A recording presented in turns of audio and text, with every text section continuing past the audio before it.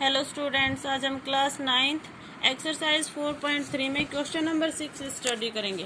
देखिए question number 6 में कहा है if the work done by a body on application of a constant force is directly proportional to the distance travelled by the body, show this in the form of an equation in 2 variables and plot the graph of the same by taking the constant force as 5 unit. देखिए किसी भी body पे कोई work किया गया है, work done, ठीक है, वो क्या है directly proportional to distance travel. जो उसने डिस्टेंस ट्रेवल की है उसके क्या है डायरेक्टली प्रोपोर्शनल है। ठीक है, आपको शो दिस या शो करना है एक इक्वेशन के टाइप में, और इक्वेशन कैसी होनी चाहिए 2 वेरिएबल्स में। देखिए equation in 2 variables and plot the graph of the same by taking the constant force as 5 unit.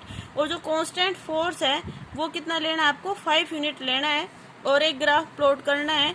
Also read from the graph, और ग्राफ से ये भी रीड करना है the work done when the distance travelled by the body is 2 unit 0 unit. जब distance उसकी 2 unit होगी और 0 यूनिट होगी तो वर्क डन क्या होगा।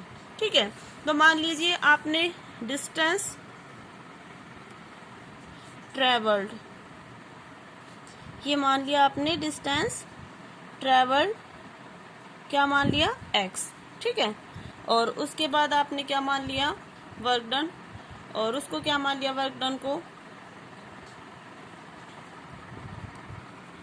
वर्क डन क्या हो गया आपका y। ठीक है, और जो कांस्टेंट फोर्स है वो आपको कितना दे रखा है क्वेश्चन में 5 यूनिट दे रखा है। ठीक है, देखिए यहाँ पे 5 यूनिट, तो ये लिख दिया 5।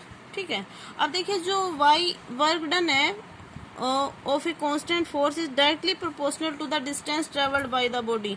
जो वर्क डन है वो डायरेक्टली प्रोपोर्शनल है किसके डिस्टेंस ट्रेवल्ड के, तो वर्क डन क्या था y। ठीक है, डायरेक्टली प्रोपोर्शनल, ये डायरेक्टली प्रोपोर्शनल का साइन होता है और किसके था डिस्टेंस ट्रेवल के, मतलब x के। ठीक है, जब हम इसको हटाते हैं तो कोई भी एक कांस्टेंट आता है यहाँ पे, जैसे y is equal to kx मान ले या कुछ भी मान ले, mx मान ले या कुछ भी, ये होता है कांस्टेंट। ठीक है, और क्वेश्चन में इसको कांस्टेंट फोर्स बोला है और कांस्टेंट फोर्स आपको किसके बराबर दिया है 5 के। इसका मतलब y जब आप इसका साइन हटाओगे तो इज इक्वल टू 5x, ये हो जाएगी आपकी इक्वेशन। ठीक है, देखिए अब ये आपके पास इक्वेशन आ गई। अब हमें इस इक्वेशन के सॉल्यूशन निकालने हैं, तो आप इस तरह से एक बॉक्स बना लीजिए, इस तरह से। इसमें आपने ये लाइन बना दी, यहाँ लिख दिया x और यहाँ लिख दिया y। ठीक है, जब आप x को क्या रख रहे हो 1 रख रहे हो। ठीक है, जब हम x को 1 रख रहे हैं तो y क्या आएगा, देखिए put x is equal to 1, तो y आ जाएगा 5 मल्टीप्लाई 1, मतलब क्या आ गया y 5 आ गया। तो x 1 रखा तो y कितना आ गया 5। ठीक है, अब सेकंड मान लीजिए आपने x क्या रख दिया 0। ठीक है, तो y क्या आ जाएगा 5 मल्टीप्लाई 0, y भी क्या आ जाएगा 0 आ जाएगा। ठीक है, तो जब x 0 था तो y भी क्या आ गया 0। ठीक है, अब हमें इसको ग्राफ पे शो करना है, तो मान लीजिए आपने इस तरह से ग्राफ बना लिया। ठीक है, ये होता है ओरिजिन, यहाँ 1 2 3 4 5, ये 1 2 3 4 5 6 7 8 9 और यहाँ मान लीजिए 10। ठीक है, अब देखिए जब आपको x 1 दे रखा है, ये 1, तो y कितना है 5। इसका मतलब ये आपके पास यहाँ मिलेगा जाके। ठीक है, ये 1,5। ठीक है, जब x 0 y भी 0, मतलब ओरिजिन, ये पॉइंट। ठीक है, अब आप इन दोनों को स्केल से मिला दीजिएगा ग्राफ पे बना के, और इस तरह से देखिए बिल्कुल स्ट्रेट लाइन बनानी है, इस तरह से ये बना दी। ठीक है, तो ये आपके पास कौन सी इक्वेशन होगी, y is equal to 5x की लाइन होगी। ठीक है, ये बना लिया आपने। ये तो था पहले वाले का आंसर, यहाँ तक आपसे पूछा था उसका।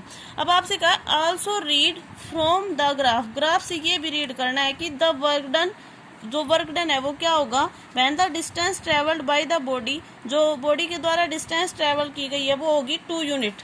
तो डिस्टेंस ट्रेवल्ड हमने क्या माननी थी x। ठीक है, तो मान लीजिए हमने let x is equal to क्या माननी है 2 माननी है, तो देखिए y क्या आ जाएगा 5 मल्टीप्लाई 2, कितना आ गया 10।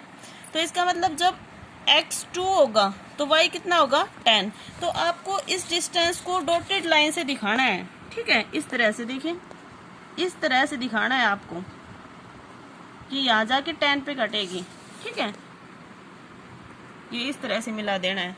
तो ये जो लाइन आ जाएगी ना, यहाँ पे जो पॉइंट आएगा ये आ जाएगा 2,10, ठीक है। इसका मतलब जब आपकी डिस्टेंस 2 होगी तो वर्क डन कितना आएगा, वर्क डन कितना आ जाएगा 10 यूनिट्स, ठीक है।